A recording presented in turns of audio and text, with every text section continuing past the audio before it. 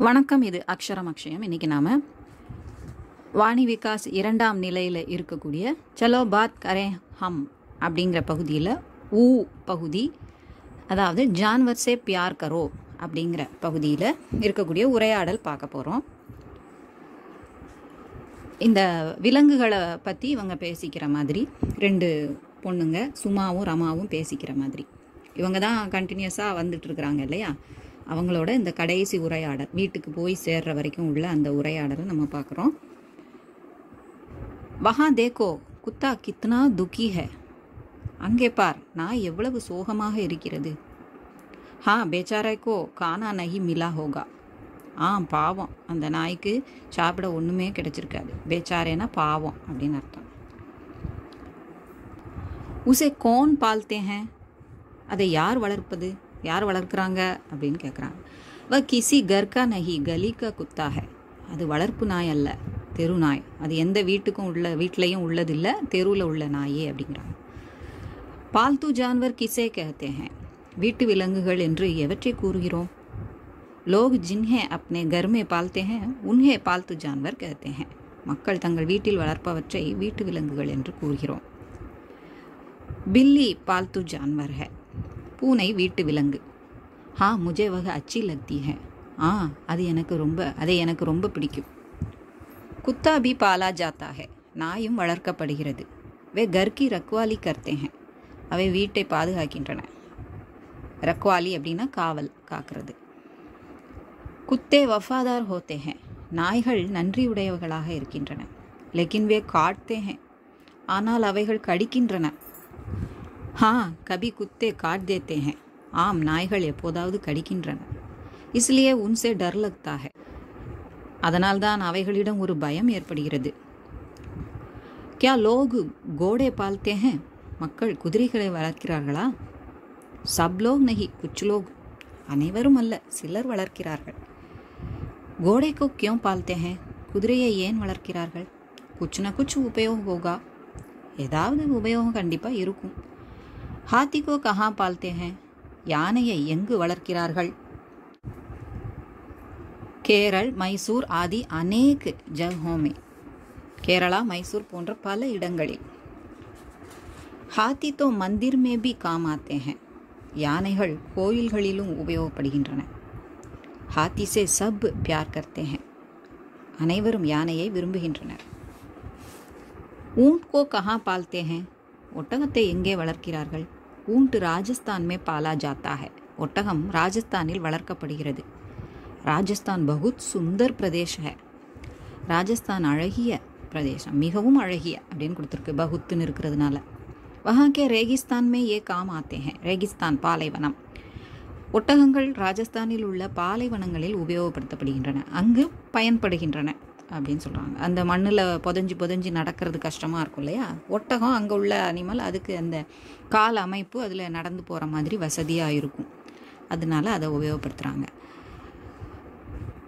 காய்க்கு பூஜா கியோं की जाती है, பசுவை ஏன் பூஜிக்கிறார்கள்?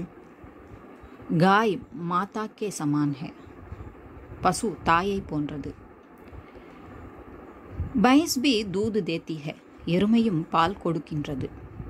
பைன்ஸ் சே பி லாப் ஹே, எருமையும் உபயோகம் உள்ளது. எருமையிட்டிருந்தும் நமக்கு பயன் இருக்குது, லாபம் இருக்குது அப்படின்னு சொல்கிறாங்க. பைல் சே அநேக் காம் ஹோத்தே ஹே, காளை பல வேலைகளில் ஈடுபடுத்தப்படுகிறது. ஜல்லிக்கட்டு மேபி, ஜல்லிக்கட்டிலும். ரமா தும் ஷேர் கோ பால்னா சாஹோகி, கிண்டலாக கேட்குறா. ரமா, நீ சிங்கத்தை வளர்க்க விரும்புவாயா? பாகல் ஹோக்கியா, உனக்கு என்ன பைத்தியமா? கம்சே கம் பாக், புலியாவது வளர்ப்பியா?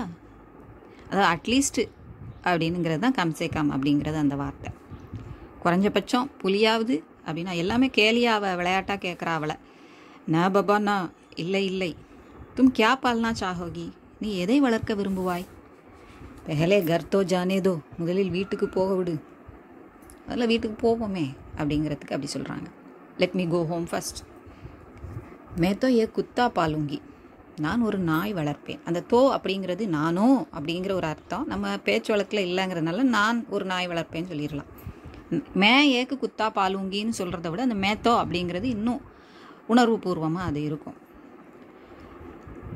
ஏக் நஹி அப்னி கலி கா சாரா பால் லோ, ஒன்றும் இல்லை இந்த தெருவில் உள்ள எல்லாத்தையும் வளர்த்துக்கோ அப்படின்னு சொல்லி அவள் சொல்கிறா. பால் லோ, பாலோ அப்படின்னா வளரு அப்படின்னு அர்த்தம், பால் லோன்னா வளர்த்துக்கொள் அப்படின்னு அர்த்தம்.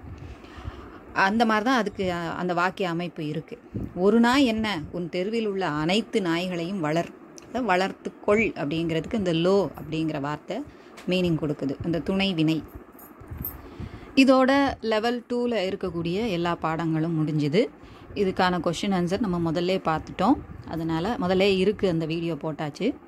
ஸோ இந்த லெசன் எல்லாம் ஒரு தடவை அப்சர்வ் பண்ணிவிட்டு அதுக்கப்புறமா அந்த கொஷின் ஆன்சரை படிச்சிங்கன்னா அதோட ரிலேட் பண்ணி நீங்கள் படிச்சுக்க முடியும். பொதுவாக வாணி விகாஸ் ஸ்போக்கன் ஹிந்தியில் அந்த புக்கில் உள்ள படி அதில் என்ன ஆன்சர் பாடத்தில் உள்ள சொல்லியிருக்கிறாங்களோ அதுபடி நீங்கள் படித்தா போதும். ஸ்போக்கன் ஹிந்தின்னொடனே எல்லாருமே நம்ம தானே பேச போகிறோம், அப்போ நமக்கு உள்ள மாதிரியே எல்லாத்தையும் யோசித்து சொல்லணும் அப்படின்னு நம்ம நினைக்கிறோம். சில இடங்களில் எக்ஸாமினரும் அதை மாதிரி சொல்கிறாங்க. ரெண்டுமே தெரிஞ்சு வச்சுக்கோங்க. எதுக்குன்னா, இல்லாட்டி நம்ம சைடு பேசுகிறது மட்டுமே நமக்கு தெரிஞ்சு இருக்கும், அடுத்தவங்க என்ன பேசுவாங்க, அடுத்தவங்களுக்காக எந்த மாதிரி பேசப்படணும், ஒரு இதை டிஸ்கிரைப் பண்ணுறதுக்கு தெரியணும். ஸோ நம்மளை மட்டுமே பற்றி தெரிஞ்சுக்கிட்டா போதாது. அதனால எக்ஸாமினர்ஸும் அந்த புக்கில் உள்ளபடியே கேட்குறது நல்லதுன்னு நான் நினைக்கிறேன். இதில் உள்ளபடியே நம்ம படிக்கும்போது ஆண்பாலாக பெண்கள் ஆண்பாலில் உள்ள விஷயங்களையும் நம்ம தெரிஞ்சுக்கலாம், ஆண்கள் பெண்பாலில் உள்ள விஷயங்களையும் நம்ம தெரிஞ்சுக்கலாம். அது சம்மந்தமாக எப்படி பேசுவாங்க அப்படிங்கிறதையும் தெரிஞ்சுக்கிறதுக்கு நம்ம புக்கில் உள்ளபடியே அப்படியே படிக்கிறது நல்லது. ஸோ அதனால் நம்ம ரெண்டையுமே தெரிஞ்சு வச்சுக்கோங்க. இந்த இடத்துல நம்ம ஜெண்டரில் சொன்னால் எந்த மாதிரி இந்த வாக்கியம் இருக்குங்கிறதையும் கற்றுக்கோங்க.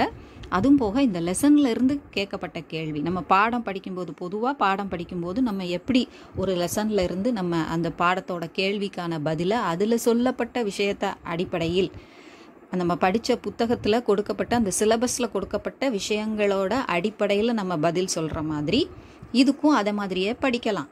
அதில் தப்பே கிடையாது.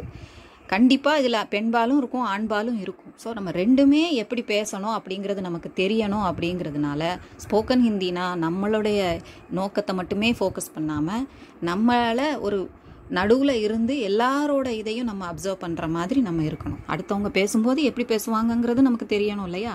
அதனால் நம்ம அதில் உள்ளதை அப்படியே சொல்ல தெரிஞ்சிருக்கணும். ஓகேவா?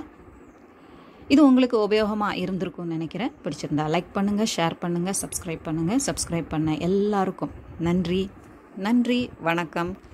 தன்யவாத்.